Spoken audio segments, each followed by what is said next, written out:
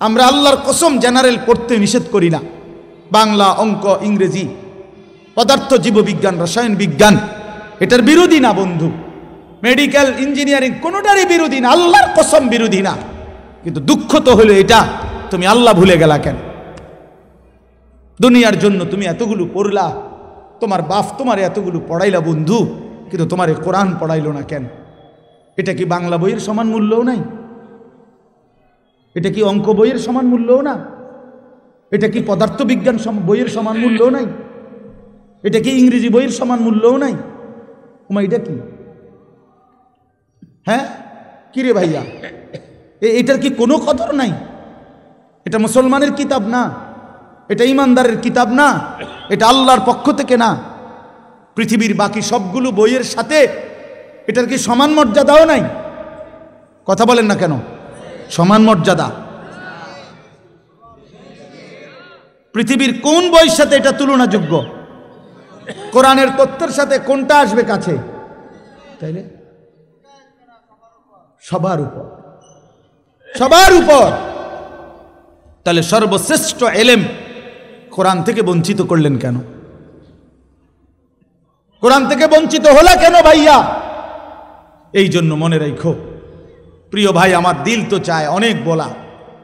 আমার অনেক ঘনিষ্ঠ মাওলানা মোফাজ্জল ভাই মানে সাইপা দৌড়া ডেট নিছে আমার থেকে। হের কথা হলো এটা দিতেই হবো, যে কোনো এক খান দিয়া।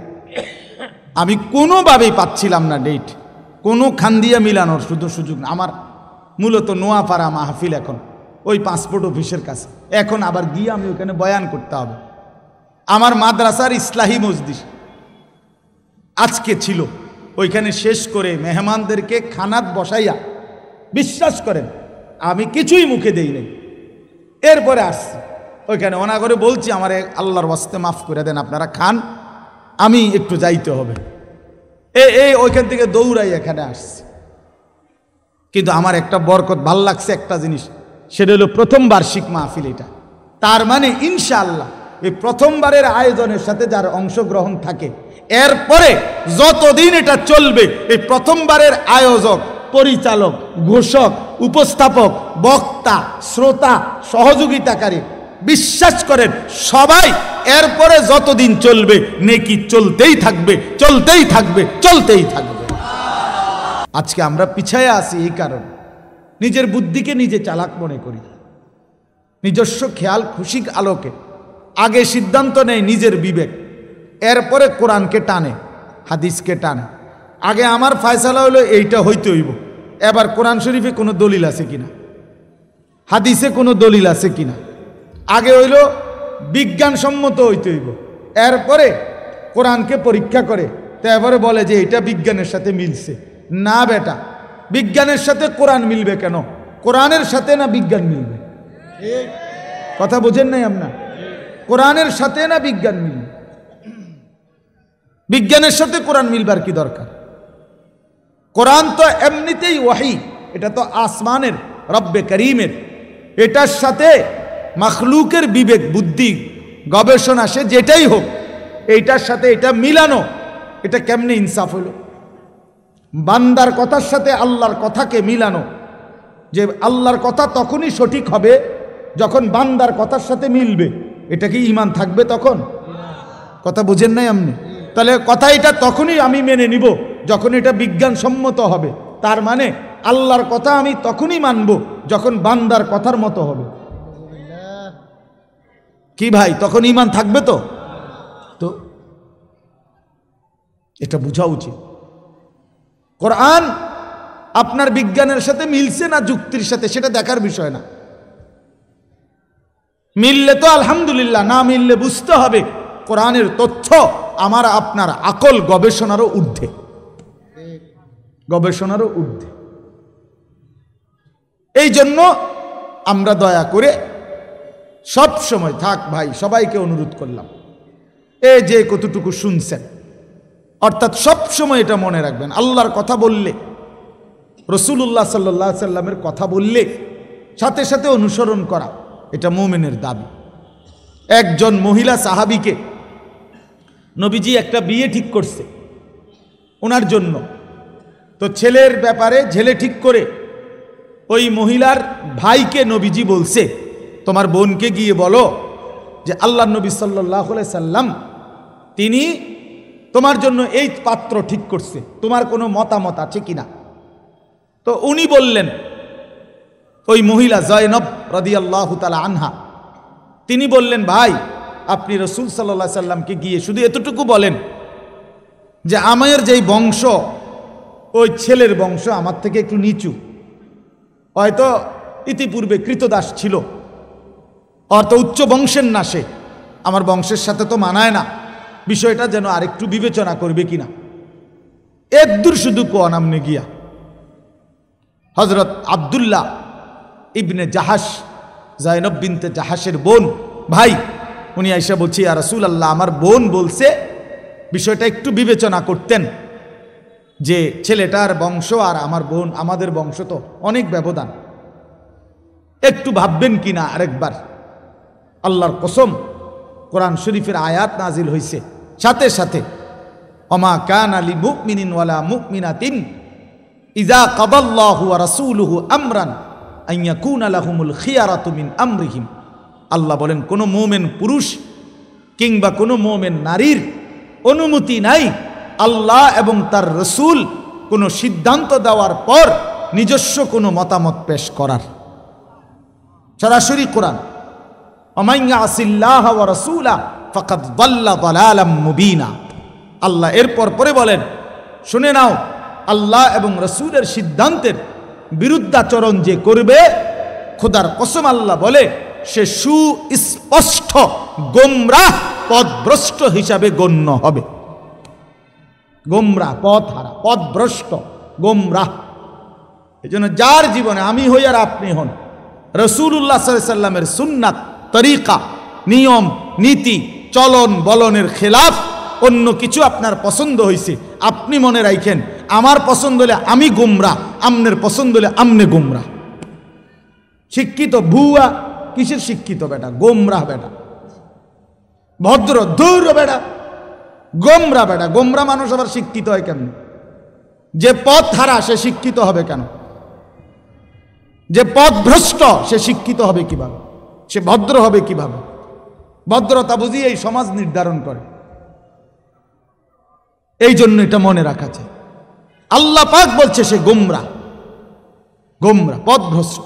এই জন্য চেহারায়, সুরতে, চলনে বলনে, লেবাসে, পোশাকে, সর্বকিছুতে যারা আল্লাহ রসুল সাল্লাল্লাহু আলাইহি সাল্লামের সুন্নাতের প্রকাশ্য প্রতিনিয়ত বিরোধিতা করেন, নবীর তরিকা, নবীর নিয়ম নীতি প্রতিনিয়ত আপনি স্পষ্ট মনে রাখেন, লিখে রাখেন, আপনি পথভ্রষ্ট, গোমরাহ, গোমরাহ। এক তো হইল কমতি, যে আমি চেষ্টা করতেছি, ছুটে যাচ্ছে। এক তো হইল আমার ঘাটতি, আমি প্রতিদিন ফজরের নামাজ পড়ি, আজকে এক রাকাত পাইছি না। হ্যাঁ, হতেই পারে। আমি প্রতিদিন ফজরের নামাজ পড়ি, আজকে গিয়া জামাতটা পাইছি না, হতেই পারে। এটা তো একটা, যে আমার অব্যাহত চেষ্টা আছে আল্লাহর হুকুম মানার, মাঝে মধ্যে ছুটে যায়। আরেকটা হলো ইচ্ছা করে ঠান্ডা মাথায় পরিকল্পিতভাবে বুঝে শুই না আমি আল্লাহ এবং তার রসুলের বিরোধিতা করছি, বিরোধিতা করছি। আপনাদের যাদের ঘরে প্রতিদিন রঙিন টেলিভিশন চলে, আপনাদের বউ বাচ্চা যাদের প্রতিদিন নাচ গান নর্তকীর ছবি দেখে, নাটক সিনেমা দেখে, আপনারা বুঝে শুনে সিদ্ধান্ত নিছেন, আপনারা ঠান্ডা মাথায় ফয়সালা নিছেন, আমি আমার স্ত্রী সন্তানকে আল্লাহর নাফরমানির উপরেই চালাবো, তাই কেডা কি করতে পারে? তা আমনও লেখা রাখেন, আমনে তো মরে যাবেন, আমিও মরে যাবো, আপনি টের পাইবেন কবরে আল্লাহ কাকে বলে আর কবরের আযাব কাকে বলে। আপনারে নিষেধ করছে কে? নাচ গান থেকে, এটা আপনি টের পাইবেন। প্রথম ফিডার লগেই আপনি টের পাইয়া লাগবেন। ফেরেশতার প্রথম লাথিতেই আপনি টের পাইয়া লাইবেন আপনি কি জিনিস করছেন, কি জিনিস। এত সহজ মনে করেন, খাইয়া পইরা শুধু দুনিয়া, এটা না শেষ। এটা হইলে আমরাও চেষ্টা করলাম, হইলে আমরাও যদি বুঝতাম খাইয়া পইরা কোনো রকম দুনিয়াটা মিলাইতেই চলে, তাহলে সবাই আমরা নাইমা যাইতাম দুনিয়া না। আমরা এতটুকু ইমানদার বুঝে যেন এখানেই শেষ না, আখিরাত আছে, আখিরাত আছে। আলহাকুমুত তাকাসুর হাত্তা যুরতুমুল মাকাবির। আল্লাহ বলে, বান্দা দুনিয়া তোমারে ডুবাইয়া দিল, আখিরাত তোমার ভুলাইয়া দিল। মনে রেখো, এভাবেই একদিন তুমি কবরস্থানে পৌঁছে যাবা। খেয়াল করলেও মরে যাইবা, খেয়াল না করলেও মরে যাবা, গুরুত্ব দিলেও মরে যাবা, গুরুত্ব না দিলেও মরে যাবা, হাসলেও মরে যাবা, কাঁদলেও মরে যাবা। অট্টালিকার প্রাসাদ থেকেও কবরে যাইবা, জীর্ণ কুঠির কুড়ে ঘর থেকেও কবরে যাইবা। দুনিয়া জিতলেও মরে যাবা, দুনিয়া হারলেও মরে যাবে। এখানে জিতে যে সেও মরে যায়, এখানে হেরে যায় যে সেও কি মরে যায় ভাইয়া, মরে যায়। কাল্লা সাউফা তা'লামুন। আল্লাহ বলে, অবশ্যই কবরে আসলেই তুমি জানতে পারবা আমার নাফরমানির শাস্তি কি, আমার নাফরমানির শাস্তি কি। কারে জিজ্ঞাসা করে বিড়ি সিগারেট খাইছ? কারে জিজ্ঞাসা করে সুদ খাইছ? কারে জিজ্ঞাসা করে তোমার স্ত্রী বেপর্দা হইছে? কারে জিজ্ঞাসা করে তোমার ছেলে কোনোদিন নামাজ পড়ে না? 365 দিনে, খোদার একটা বছরে কোনোদিন মুসলমানের বাচ্চা 16 বছর 14 বছর একদিনও, একটি বছর পূর্ণাঙ্গ কোনোদিন ফজরের নামাজ পড়ে না। এটা মানুষের বাচ্চা? এটা মুসলমানের বাচ্চা মিয়া? এটা সন্তানরা মানুষ করতে আসেন না ফাঁস করাইতেন আসেন? এক তো হলো সার্টিফিকেট নিতে আসেন, একটা মানুষ করতেছেন। যে কপালে সেজদা নাই সে তো মানুষ হয় না, সেজদাবিহীন মানুষ হয় না, A+ দিয়ে মানুষ হয় না, আখলাক দিয়ে, গোলামি দিয়ে, আল্লাহর আনুগত্যের মাধ্যমে মানুষ হয়, আল্লাহর আনুগত্যের মাধ্যমে। যে কপালে আনুগত্য নাই সে মানুষ হচ্ছে না, সে টাকা পয়সা রোজগার করার কিছু শিখতেছে আর কি, ভদ্রচিত কোনো উপার্জনের পন্থা করবে আর কি। আখলাক যেটা মানুষ, সেটা তো গোলামির মাধ্যমে হয়। যে মালিককে চেনে না, আল্লাহ কোরআনে বলছে, সোজা হিসাব, একদম সরাসরি কোরআনের আয়াত। আল্লাহ বলছেন, কোরআনকে আপনারাও বলেন, ইংরেজি কন আর বাংলায় কন, শুদ্ধভাবে বলেন আর যেমনি বলেন, কোরআনের ব্যাপারে আপনাদের স্বীকৃতি এটা যে এটাই পূর্ণাঙ্গ জীবন বিধান, কমপ্লিট কোড অফ লাইফ। এটা পৃথিবীর সবচেয়ে নিখুঁত কিতাব, এটা আপনাদের কলিজার ভিতরেও আছে। তো সেই কোরআনে বলছে 3 জিনিস যার মধ্যে নাই, কোরআনুল কারীমের তেলাওয়াত, 2 নাম্বার অন্তর গুনাহ থেকে পবিত্র করা, 3 নাম্বার কোরআন সুন্নাহর আলোকে জীবন গঠন। আল্লাহর কসম, আল্লাহ বলছে এই 3 জিনিস যার জীবনে নাই সে লাফি দালালিম মুবিন, সে সুস্পষ্ট গোমরাহ, গোমরাহ, গোমরাহ, পথভ্রষ্ট, পথভ্রষ্ট, পথভ্রষ্ট। এখন আমনে কোন মানুষ হয়েছে কেমনে? আল্লাহর কোরআন মুসলমানের বাচ্চা হয়ে একটা লাইন কোরআন শরীফ সাইয়া সাইয়াও পড়তে পারে না, এতে মানুষ হইল কেমনে? 365 দিনে এত বড় নাফরমান মুসলমানের ঘরে জন্ম নিয়া কোনোদিন ফজরের নামাজ পড়ে না, খোদার একটা বছর, এটা মানুষ হইল কেমনে? এটা বাতে না খায়, এটা ঘুমে না যায়, এটা পেশাব পায়খানা না করে, এটা যৌন চাহিদা না পূরণ করে, এটা বেডিয়ে না চায়, নাটকে না চায়, মোবাইলে সারা রাত উলঙ্গ ছবি না দেখে, নাচে আর গায় আর ফুর্তি করে। এগুলো তো জানোয়ারেরও পূরণ হয়, জানোয়ারও তো খায়, জানোয়ারও তো ঘুমায়, জানোয়ারেও তো পেশাব পায়খানা করে, জানোয়ারেরও তো বাচ্চা কাচ্চা হয়। এই জন্য গরু ছাগলেরও তো বাচ্চা হয়, কুকুর বিড়ালেরও তো বাচ্চা হয়। মানুষ তো এটাকে বলে না বন্ধু, প্রিয় ভাই, এটাকে তো মানুষ বলে না। আল্লাহ তো বলছে পথভ্রষ্ট, আল্লাহ তো বলছে পথভ্রষ্ট। নবীজি বলছে আদ-দুনিয়া জিফা ও তালিবুহা কিলাব। আল্লাহ রসুল বলছেন সাল্লাল্লাহু আলাইহি সাল্লাম, দুনিয়া একটা পচা লাশ, শুধু দুনিয়ার পিছনে যে দৌড়ায় আখিরাত ভুলে যায়। আল্লাহর রসুল বলছে ওইটা কুত্তা, কুত্তা, কুত্তা। এটা আল্লাহ রসুল বলছে।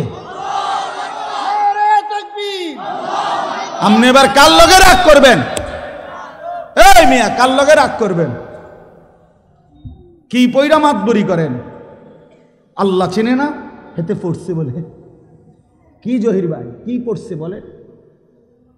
মালিক চেনে না যে 16 বছর পড়ার পরে বানানোওয়ালা চেনে না। তুই কি পড়লি বেটা? আরে না ফরমান, তুই কি পড়লি বেটা? তুই আমার লগে কথা ক বেটা, কি পড়লি তুই?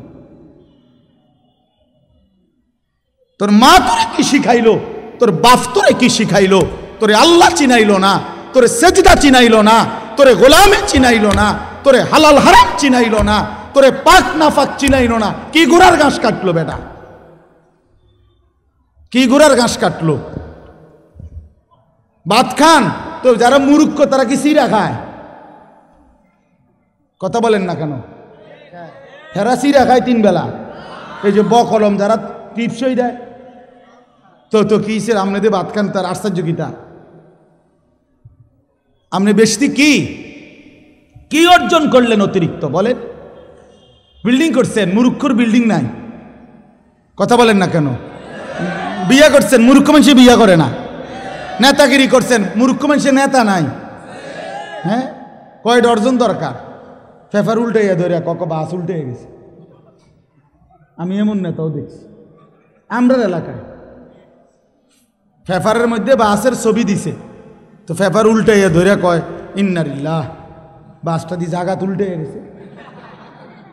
বাস নিয়ে উল্টে গেছে না, তুই ফেফার উল্টে ধরছ। ওই দেখেন এই ছেলে কি করে, দেখেন অপদার্থ জানেও না কি করে। আহা, মুসলমানের বাচ্চা নামায় দিছে এক কামে, মোবাইল চালাও চালাও, রাত নাই দিন নাই। কে তোমার মা, কে তোমার বাবা, কি তোমার ধর্ম, কে তোমারে বানাইলো, কেন বানাইলো, তিনি তোমার কাছে কি চান, কিচ্ছুর দরকার নেই। আমি আর আমার মোবাইল, খালাস। মোবাইল, নারী দেখো, ছবি দেখো, নাচ দেখো, নাটক দেখো, গেমস খেলো, কার্টুন দেখো, সারা পৃথিবীর মানুষের বিচিত্র মন্তব্য পড়ো, নিজের মন্তব্য বলো, কারোর লগে মোবাইলে তর্ক করো, কাজ্জা করো, কারোর লগে বিতর্ক করো। যেখানে যা পাও, মানুষ, গরু, ছাগল, বেড়া, বেডি, জোয়ান, বুড়া, গরু, ছাগল, কুকুর, বিড়াল, সাপ, বিচ্ছু, হুজুর, পাবলিক, জোয়ান, যেটা পাও ছবি উঠাও আর ফেসবুকে দাও। তোমার আব্বা ফেসবুক, ইউটিউব তোমার আব্বা, তোমার আব্বারে জানাও। শুধু যেখানে যা পাইবা তোমার বাপের কাছে পাঠাও। এ কি জিন্দিগি বাপ বলেন? এটা কি জীবনের শেষ কোথায়? প্রিয় ছেলেরা আমার, বলো ভাই, এর শেষ কোথায়? বন্ধু, এর শেষ কোথায়? আমার বয়স 43 বছর, শেষ 44 বছর শুরু। 1981 সালে আমি জন্মগ্রহণ করেছি অক্টোবর মাসে। আমার এই ছোট্ট জীবনে আমি টেলিগ্রাফ দেখছি, ডাকপিয়নের চিঠি দেখছি, ল্যান্ডফোনের টেলিফোন দেখছি, ব্যাপক ফিতাওয়ালা ক্যাসেট দেখছি, সিডি চ্যাপ্টা চ্যাপ্টা ক্যাসেট দেখছি। চ্যাপ্টা চ্যাপ্টা যে পাতলা পাতলা এগুলো ছিল, তো এগুলো আসেনি অঞ্জয়ের ভাই, এগুলোতে একটাও নাই, ওইগুলোতে একটাও নাই বন্ধু। আমার মাত্র 40 বছরের ব্যবধানে এতগুলো প্রযুক্তি পৃথিবীতে যদি হারায়া যায়, আগামী 30 বছরের ব্যবধানে দেখবা এগুলোও নাই, এগুলোও নাই বন্ধু। ইউটিউবও নাই, ফেসবুকও নাই। কিন্তু তোমার যেই বদ আমল লাগিয়া গেছে তোমার লগে, এটা নিয়েই তুমি হাসরের ময়দানে দাঁড়াইতে হবে। মোবাইলে না থাকবে না, কিন্তু তোমার নারী, ছবি, নর্তকী, জিনাবে বিচারের দৃশ্য, এগুলো শরীর থেকে, জীবন থেকে আলাদা করবা কেমনে? বলো ভাইয়া, রং তামাশার এই ফুর্তি আলাদা করবা কেমনে? পৃথিবীর এই প্রযুক্তি না পৃথিবীর মাটিতে থেকে যাবে, তা আমাকে তো আমার আমল নিয়ে হাসরের ময়দানে দাঁড়াইতে হবে, হবে না? কোরআন শরীফে আল্লাহ বলছেন, ওয়াজাদু মা আমিলু হাদিরা। আল্লাহ বলছে, বান্দা তোমার সমস্ত আমল তুমি তোমার সামনে দেখবা।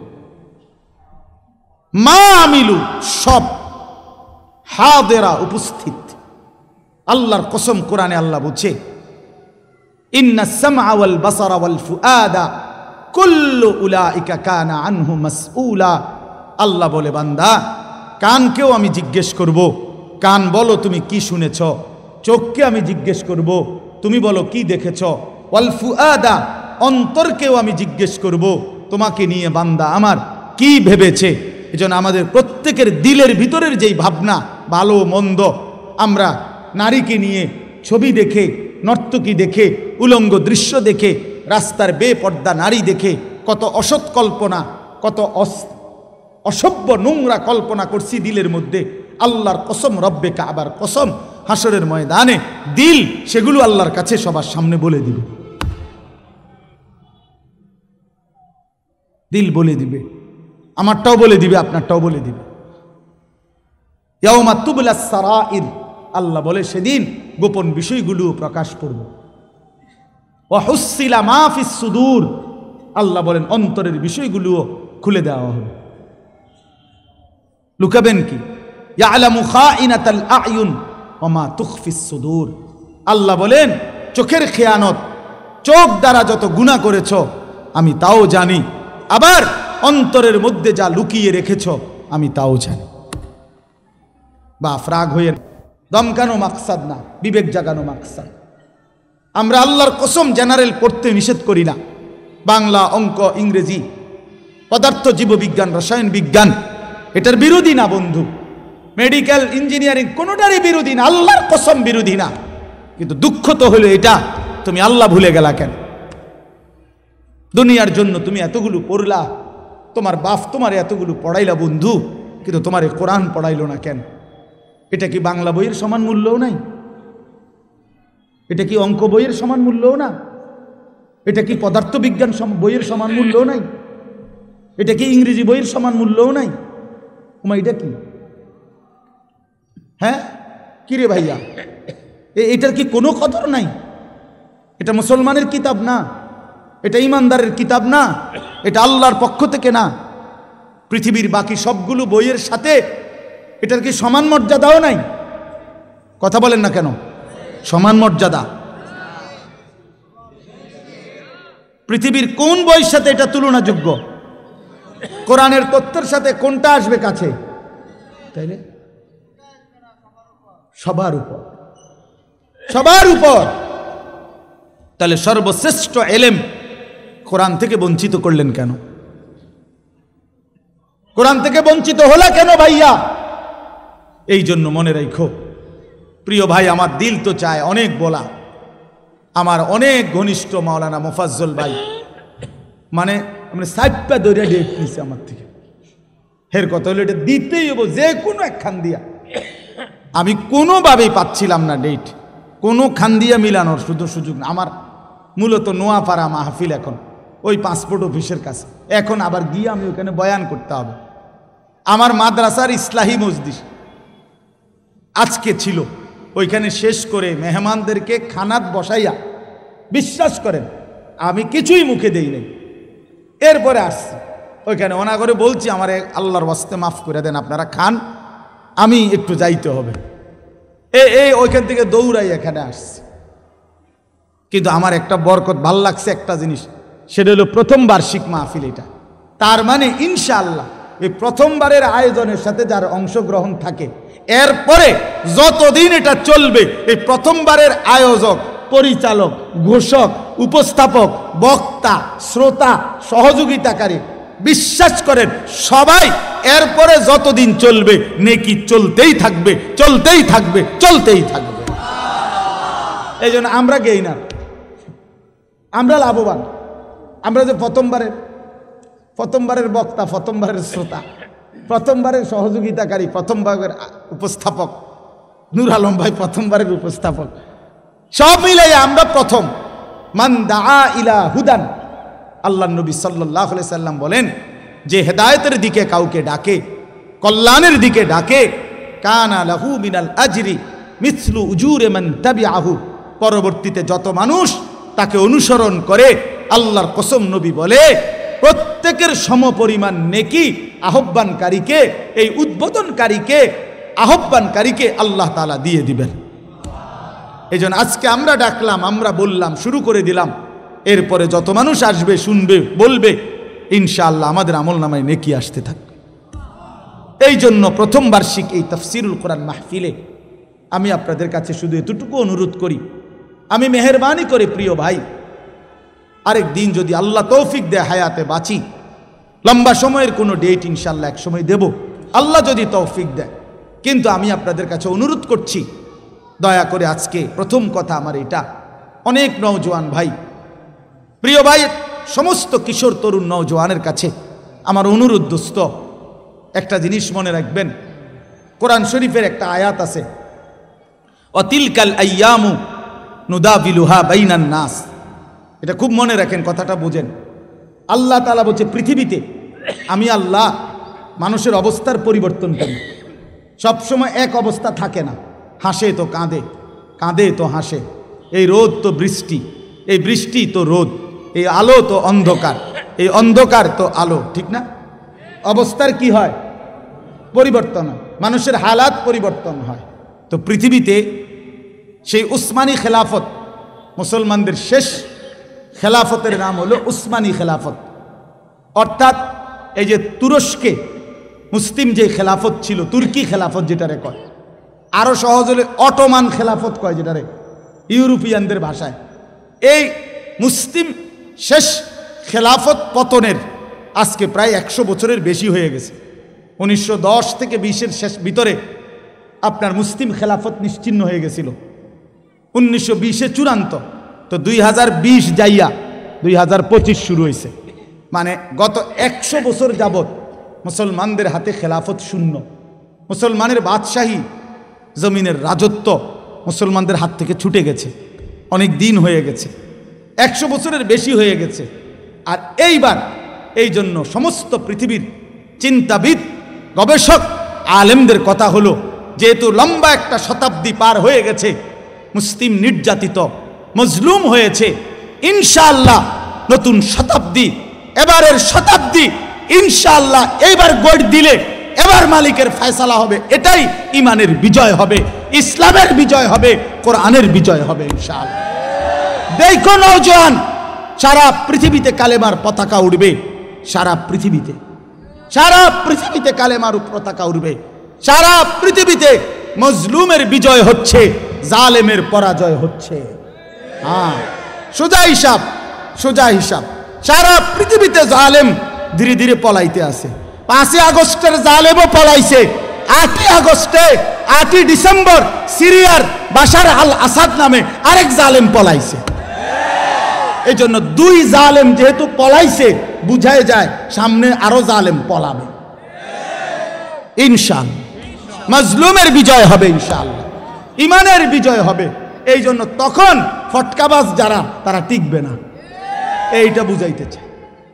ফটকাবাজি, এ বইয়ে বইয়ে বেডি সাউন্ড আর মোবাইল সাউন্ড আর এই তাফালিং করা, তোমার এই দিয়া বুট মুড়িও বেচতো না কেউ। আমি বললাম, এই আকামলা ছেলে যেগুলো নামাজ নাই, হালাল হারাম নাই, পাক নাফাকের কোনো ধার ধারে না, আপনার সারা দিন রাত এই নারী, ছবি, মোবাইল আর এই তাফালিং, এদেরকে দিয়া আগামী দিনে বুটও বেচতো না, বুটও কোনো কাজে লাগবে না, মনে রাখো। এই জন্য তুমি নিজেকে বানাও, তুমি নিজেকে গড়ো বন্ধু। আল্লাহ তোমারে মুসলমানের ঘরে জন্ম দিছে, বাপ মুসলমান, মা মুসলমান, বংশ মুসলমান, পরিচয় মুসলমান। এত বড় দৌলত খুদার কসম, আল্লাহ যাকে দিছে সে যদি সারাটা জিন্দিগিও সেজদায় পড়ে থাকে, তারপরেও এই শুকর আদায় হবে না, এই শুকর আদায় হবে না, এই শুকর আদায় হবে না। হ্যাঁ, আল্লাহ যাকে মুসলিম বানাইছেন, আল্লাহ যাকে মুসলমান বানাইছেন, 1 মা 2 বছর আমাদেরকে দুধ পান করাইছে বন্ধু, নারী দেখার জন্য আর ছবি দেখার জন্য না। 1 মা আমাদেরকে পবিত্র দুধ পান করাইছেন, ইমানদার মা, এই জন্য না যে আমরা আল্লাহর নাফরমানি করবো, এই জন্য। মহান আল্লাহ আমাদেরকে সৃষ্টি করেছেন, মুসলমানের পরিচয় দিয়েছেন, আমরা আল্লাহর নাফরমানি করবো এই জন্য। আমরা কিতাবে পড়ছি, হাদিসে আছে, 17 বছরের সাহাবী হাবিব ইবনে জায়েদ ওনার নাম ছিল। ওনারে নবীজির ইন্তেকালের কয়েকদিন আগে একজন লোক নিজেকে মিথ্যা নবী দাবি করছিল, মুসাইলামাতুল কাজ্জাব। সে কিন্তু নবীজি থাকতেই নবী দাবি করছে, লাস্ট টাইম একদম। নবুয়তের শেষ দিকে। তো এই লোকটার বাহিনীরা, এই দুষ্ট লোকের বাহিনীরা বাহরাইন থেকে ব্যবসা করে নবীজির এই নওজোয়ান সাহাবী আসতেছিলেন। এরা মুসাইলামাতুল কাজ্জাবের বাহিনী ওনারে ধরে ফেলছে, আইনা এই ভণ্ড মিথ্যুক নবী দাবিদার মুসাইলামার কাছে আনছে। আনার পরে মুসাইলামা বলছে, তুই আমাকে সাক্ষী দে আমি আল্লাহর রসুল। তিনি বললেন, লা আনতা কাযযাব, না না তুই মিথ্যাবাদী। বল মুহাম্মাদুন রাসূলুল্লাহ, বরং মদিনার যিনি মুহাম্মদ তিনি আল্লাহর রসুল। তো এরপরে কিতাবে আছে, আমি সংক্ষেপে বলতেছি, এই মুসাইলামাতুল কাযযাব ওনার ডান হাত কেটে ফেলে দিছে, দিয়ে বলছে এবার বল, বলছে লা আনতা কাযযাব। বাম হাত কেটে ফেলে দিছে, বলছে এবার বল, বলছে লা আনতা কাযযাব, তুই মিথ্যাবাদী। একটা একটা অঙ্গ কাইটা এরপরে উনাকে শহীদ করে বুটি বুটি, মানে গোশত যেভাবে পিস করে এইভাবে পিস পিস টুকরা টুকরা করে ফেলছে, কইরা ফেলে দিছে, শূন্য করে ফেলছে, শহীদ হয়ে গেছেন। আমরা নিজে উর্দু কিতাবে পড়ছি, মদিনায় ওনার মার কাছে এই খবরটা আসছে। ওনার মায়ের নাম ছিল উম্মে আম্মারা, উম্মে আম্মারা, উনিও সাহাবী, মহিলা সাহাবী। ওই বেচারার ওই সাহাবীর মা, এই মার কাছে আইসা উম্মে আম্মারার কাছে এই সংবাদ আইসা পড়ছে, মা তোর ছেলেকে মিথ্যা নবী দাবিদার মুসাইলামা কাইটা টুকরা টুকরা করে বুটি বুটি বানায় ফেলছে, পিস পিস করে ফেলছে, কিন্তু তোর সন্তান শেষ মুহূর্ত পর্যন্ত এক ফোঁটা রূহ থাকতে আল্লাহ রসুলের বিরুদ্ধে বলে নাই, বরং রসুলকেই নবী মানছে এবং ওরে মিথ্যাবাদী বলে গেছে। প্রিয় ভাই আমার নওজোয়ান, আল্লাহর কসম আমরা কিতাবে পড়ছি, ওই মা চিৎকার দিয়া তখন শুধু একটা কথা বলছে, লিহাদাল ইয়াউম আরদাতুহু, মদিনাবাসী আল্লাহর কসম এমন একটা দিনের জন্য আমি আমার সন্তানকে বুকের দুধ খাওয়াইছিলাম। আমার সন্তান আমার দুধের হক আদায় করছে। আমি 2 বছর আমার পবিত্র দুধ খাওয়াইছিলাম। স্বপ্ন ছিল আল্লাহর জন্য জান দিবে, রসুলের জন্য জান দিবে সন্তান আমার সন্তান এটাই করছে। আমার দুধের হক লিহাযাল ইয়াউম, এই দিনের জন্যই আরদাতুহু, আমি তাকে কি খাওয়াইছি? দুধ খাওয়াইছি। এজন্য তোমার মা তোমারে নারী দেখবার জন্য দুধ খাওয়ায় নাই, তোমার মা তোমার উলঙ্গ ছবি দেখার জন্য দুধ খাওয়ায় নাই, তোমার মা তোমারে রাস্তার নর্তকীর দিকে তাকায় থাকার জন্য দুধ খাওয়ায় নাই। প্রিয় ভাই আমার, তুমি মুসলমান, তুমি হেরে গেলা কেন? তুমি কাফেরের কাছে হেরে গেলা কেন? কাফেরের চুলের ফ্যাশন তোমার পছন্দ হইল, তুমি তো হেরে গেলা। তুমি তো বেঈমানের কাছে হেরে গেলা, পরাজিত, তুমি ব্যর্থ। জীবন চলার ডিজাইন নিলা ইহুদি থেকে, খ্রিস্টান থেকে, তুমি তো হেরে গেলা, হেরে গেলা বাপ, হেরে গেলা। আপনারা হেরে গেলেন। আপনারা যারা স্ত্রী সন্তানের জন্য নাটক, সিনেমা, টেলিভিশন, নাচ গান আর বেপর্দা স্ত্রী, বেপর্দা মেয়ে, এটাকে যারা মেনে নিলেন, গ্রহণ করে নিলেন নিজ ফ্যামিলি এবং পরিবারের জন্য, রাগ হইলে আমি আর কোনোদিন বললাম না, একদিনই সুযোগ পাইছি, আজকেই কয়ে গেলাম, আপনি দাইয়ুস, দাইয়ুস, দাইয়ুস। নবী বলছে যে তার স্ত্রী কন্যার জন্য, পরিবারের সদস্যের জন্য অশ্লীলতা, বেহায়াপনা, বেপরদিগি, হারাম পছন্দ করে, মেনে নেয়, স্বীকৃতি দেয়, গ্রহণ করে দেয়, তাকে দাইয়ুস বলে, দাইয়ুস বলে, দাইয়ুস বলে। রাসূল বলছে তার জন্য জান্নাত হারাম, হারাম, হারাম। বেটা হারাম। কি মনে করছেন বেহেশত? 2 কাতার টাইলস দিছে, ওটা বেহেশত? হ্যাঁ, বেহেশতের বুঝাইয়া গেছে আল্লাহর রহমত।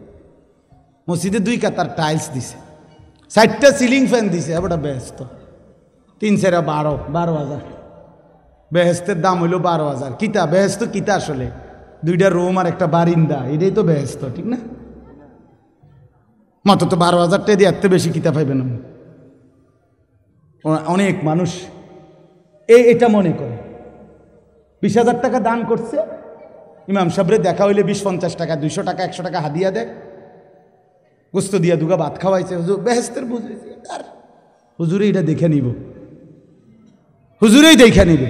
বেহেশত হুজুরের বাপের সম্পত্তি, কথা বলেন না কেন? বা বেহেশত ইমাম সাহেবের বাপের সম্পত্তি মিয়া, ইমাম সাহেবকে তো হিসাব দিতে হবে, দিতে হবে কি না বলেন না? আমাকে বিচারের কাঠগড়ায় দাঁড়াইতে হবে না? আমার হিসাব হবে না? তাইলে আমারই দি বেল নাই, আমনের বেহেশতলে আমি কিনতাম।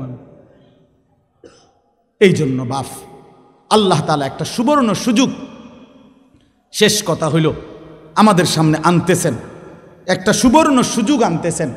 সেটাই বলতেছি, সেটা হলো মাহে রমজান।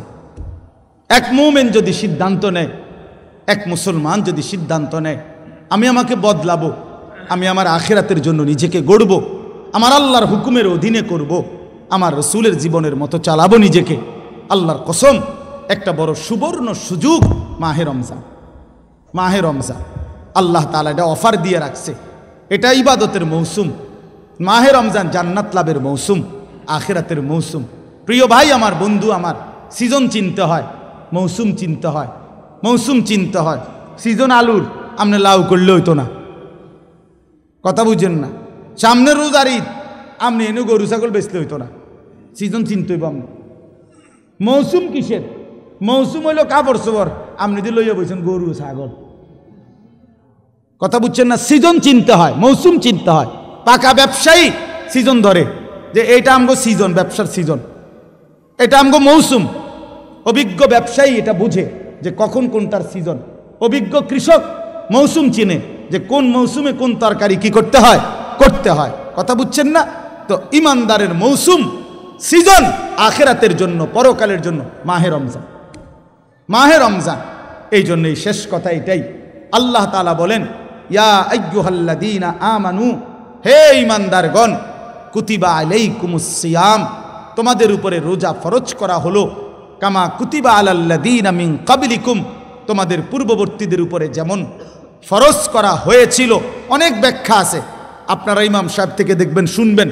আমি শুধু উৎসাহের জন্য বলছি, ধারাবাহিক বিস্তারিত তাফসির করার মতো সময় আমার নাই। এই জন্য আল্লাহ বলেন, তোমাদের উপরে রোজা ফরজ করা হলো, তোমাদের পূর্ববর্তীদের উপরে রোজা ফরজ করা হয়েছিল। ইমানদার, কেন ফরজ করলাম, কেন রমজান দিলাম? আল্লাহ বলেন, তোমারে আমি জান্নাত দিতে চাই। ইমানদার, তোমার জন্য আমি জান্নাত বানিয়েছি। আর জান্নাতের জন্য ইমানদারের কাছে আরেকটা জিনিস লাগবে, সেটার নাম হলো তাকওয়া। যার কাছে ঈমান আছে, তাকওয়া আছে, খোদার কসম তার ঠিকানা জান্নাত। তো আল্লাহ বলেন, ঈমান তো তোমারে আমিই দিলাম, এবার তোমারে রমজানটারে তুমি কদর কইরা, এরপরে তুমি লাআল্লাকুম তাত্তাকুন, তোমারে আমি মুত্তাকি বানায় দিব। তো ঈমান আর মুত্তাকি, তাকওয়া যখন অর্জিত হবে, তো ঈদের চাঁদ উঠতে উঠতেই তোমারে জান্নাতের ফ্লাইটে উড়াই দেব, ফ্লাইট উড়াই দেব। হ্যাঁ, পাসপোর্ট হয়ে যাবে রমজানের চাঁদ উঠলেই, আর ঈদের চাঁদ উঠলেই ভিসা লাগিয়ে যাবে, কথা বুঝছেন না? ঈদের চাঁদ উঠলেই কি লাগিয়ে যাবে? ভিসা লাগিয়ে যাবে। তো পাসপোর্ট আর ভিসা রেডি, তোমার জান্নাতের ফ্লাইট চালু। এই জন্য আল্লাহ বলছেন, আমি তোমাকে মুত্তাকি বানাবো, তাকওয়া দান করব। এই জন্য প্রিয় ভাই আমার, বাপ আমার, বন্ধু আমার, নওজোয়ান সাথী, আমাদের অনেক শ্রদ্ধেয় আমার উস্তাদ, অসংখ্য অগণিত আলেমের উস্তাদ, বাংলাদেশের একজন বুজুর্গ আলেম, প্রখ্যাত একজন মুফতি, আল্লামা মুফতি মনিরুল হক কাসেমি হযরত দামাত বারাকাতুহুম এখন বয়ান করবেন ইনশাআল্লাহ। নওজোয়ান ভাই আর একটু সময়, হযরত লম্বা বয়ান করবে না, অল্প সময় বয়ান করবেন ইনশাআল্লাহ। এরপরে দোয়া করবেন। আমার অনুরোধ রইল প্রত্যেকের কাছে, উঠাউঠি না করে সবাই মেহেরবানি করে আন্তরিকতার সাথে হযরতের বয়ান শুনবার জন্য আমরা একটু বসি, হযরতের সাথে দোয়া করে আমরা যাওয়ার চেষ্টা করব ইনশাআল্লাহ। আল্লাহ তাআলা আমাদেরকে তৌফিক দান করেন, কবুল করে নেন। আর শেষ কথা আবারও বলছি, যুবক, আমি অনুরোধ করি, প্রিয় নওজোয়ান, এবারের রমজান হোক তোমার জীবন পরিবর্তনের সূচনা।